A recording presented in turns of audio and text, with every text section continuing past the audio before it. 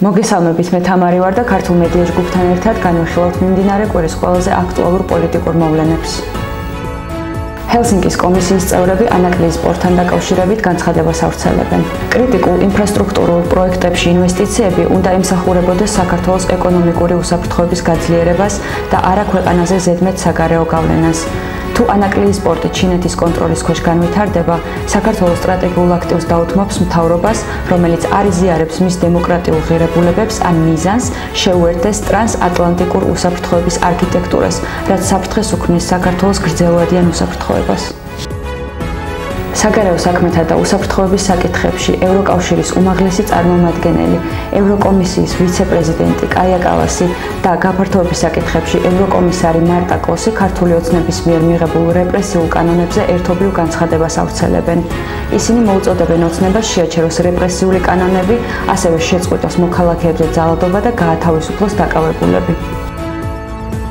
ამერიკის ვიცე-პრეზიდენტის ჯეი დი ვენსის პოზიციას საქართველოს შესახებ სახელმწიფო დეპარტამენტი ავრცელებს.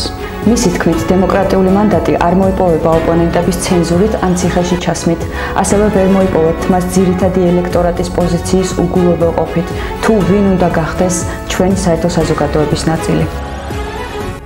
საქართველოში მიღებული კანონი უცხოელი აგენტების შესახებ შეშფოთებას იწვევს სამოქალაქო საზოგადოებაზე უარყოფითი ზეგავლენის გამო. ამის შესახებ EUTA ODIHR-ის განცხადებაშია საუბარი. დოკუმენტში წერია, რომ ახლად მიღებული კანონი მიზნად ისახავს შეცვალოს გასულ წელს მიღებული კანონი უცხოური გავლენის გამჭვირვალობის შესახებ. ორგანიზაცია მიიჩნევს, რომ აღნიშნულმა კანონმა სხვა ბოლოდროინდელ საკანონმდებლო ინიციატივებთან ერთად შეიძლება კიდევ უფრო შეზღუდოს სამოქალაქო საზოგადოების ორგანიზაციებისა და უფლებადამცველების საქმიანობა მათი საქმიანობის განსახორციელებლად საჭირო გარანტიების მოხსნით.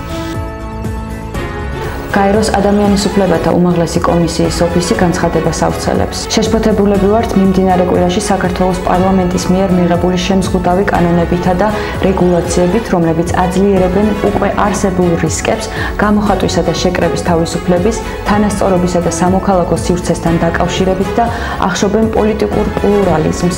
ჩვენ მოვუწოდებთ საქართველოს შეასრულოს ადამიანის უფლებათა საერთაშორისო სამართლის ვალდებულებები. ამერიკის პრეზიდენტმა დონალდ ტრამპმა მინიმუმ 10%-იანი ტარიფები დაუწესა ყველა ქვეყანას და განაცხადა, რომ იწყება ოქროს ხანა ამერიკისთვის. ამ განცხადებას სხვადასხვა ქვეყნის ლიდერები გამოეხმაურნენ. საპასუხოდ, საერთოდ არაფერი რომ არ გავაკეთოთ, ტარიფები თავად გახდება ამერიკის ეკონომიკის პრობლემა. ეს იქნება ძალიან დიდი ეკონომიკური შეცდომა, აცხადებს გერმანიის კანცლერი ოლაფ შოლცი. პრეზიდენტ ტრამპის განცხადება მსოფლიო ეკონომიკისთვის სერიოზული დარტყმაა. ჩვენ ვემზადებით დამატებითი საპასუხო ზომებისთვის, რათა დავიცვათ ჩვენი ინტერესები და ბიზნესი, თუ მოლაპარაკებები წარუმატებლად დასრულდება, განაცხადა ევროკომისიის პრეზიდენტმა ურსულა ფონ დერ ლაიენმა. ჩინეთი მზადყოფნას გამოთქვამს ჰქონდეს კომუნიკაცია ამერიკასთან ისეთ საკითხებზე, როგორიცაა ეკონომიკა და ვაჭრობა. აცხადებს ჩინეთის ვაჭრობის სამინისტროს წარმომადგენელი ჰე იადუნი. ჩინეთი იმედოვნებს ამერიკასთან სხვადასხვა საკითხების გადაწყვეტას ორმხრივი თანასწორი კონსულტაციების გზით. რუსეთისა და ამერიკის მოლაპარაკებები ჩიხში შევიდა. მოსკოვმა ოფიციალურად უარი თქვა ომის შეწყვეტის შესახებ ვაშინგტონის შეთავაზებაზე იმ სახით, როგორიც ის ახლაა. Fox News-ის ცნობით დონალდ ტრამპმა იცის, რომ პუტინი არაფერს აკეთებს გარდა იმისა, რომ დროს წელავს და ის უკვე ახლავე განიხილავს რუსეთის და მისი ჩრდილოვანი ფლოტის წინააღმდეგ აგრესიული სანქციების დაწესებას. ჯერა რომ სანქციები ზემოქმედების გაძლიერების დრო დადგა, რუსები არ ღვევენ იმას, რაც ამერიკას შეჰპირდნენ, სულ მცირე იმას, რაც ამერიკამ საჯაროდ გვითხრა, აცხადებს ვოლოდიმირ ზელენსკი.